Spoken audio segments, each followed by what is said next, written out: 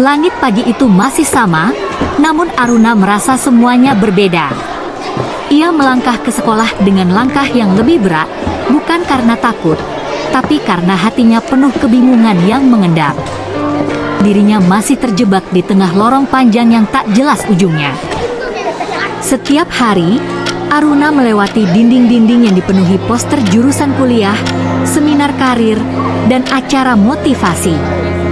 Warna-warna cerah yang memancar dari sana kini justru menyesakkan dada.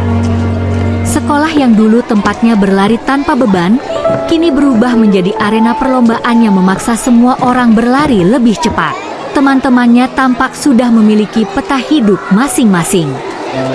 Hanin sibuk menyiapkan berkas untuk kuliah di luar negeri.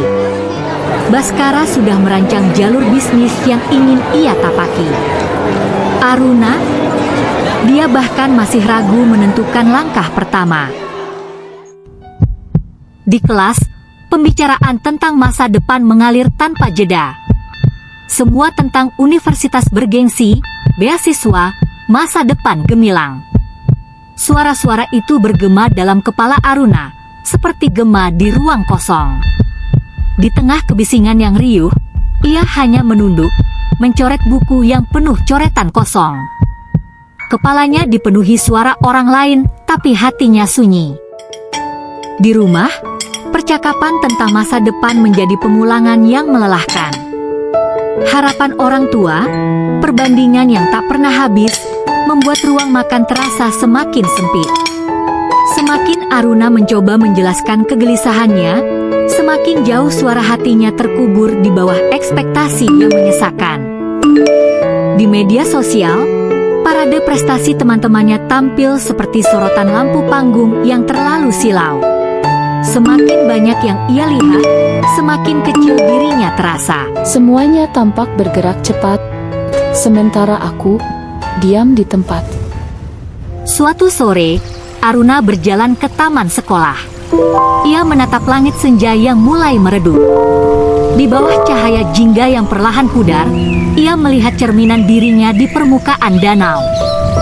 Wajah itu hitam putih, kusam, seperti bayangan dirinya yang terjebak dalam ruang abu-abu yang tak pernah ia pahami.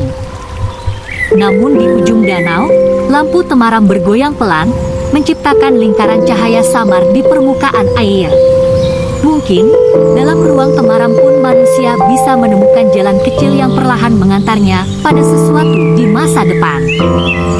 Ia teringat masa kecilnya yang penuh tawa tanpa beban, saat langkah-langkah kecilnya tak selalu harus punya tujuan. Mungkin, yang ia butuhkan bukan jawaban, tapi keberanian untuk berdamai. Di bawah lampu temaram itu, Aruna menghirup udara malam yang dingin, membiarkan dirinya tenggelam dalam keheningan yang menenangkan. Langkahnya masih ragu, tapi kini lebih ringan. Karena di ujung lampu temaram itu, ada ruang untuk pulih. Untuk menerima. Untuk terus berjalan, meski perlahan. Keesokan harinya, Aruna kembali ke sekolah, tapi kali ini dengan sedikit keberanian untuk lebih menerima dirinya. Di hadapannya masih ada pilihan-pilihan besar yang belum terjawab, namun ia tahu, setiap langkah yang diambil, meski pelan, adalah bagian dari perjalanan yang akan membentuk masa depannya. Dulu aku takut memilih jalan sendiri. Kini aku tahu, jalan itu memang harus kutemukan dengan langkahku sendiri. Bukan karena cepat, bukan karena mudah, tapi karena aku bersedia berjalan.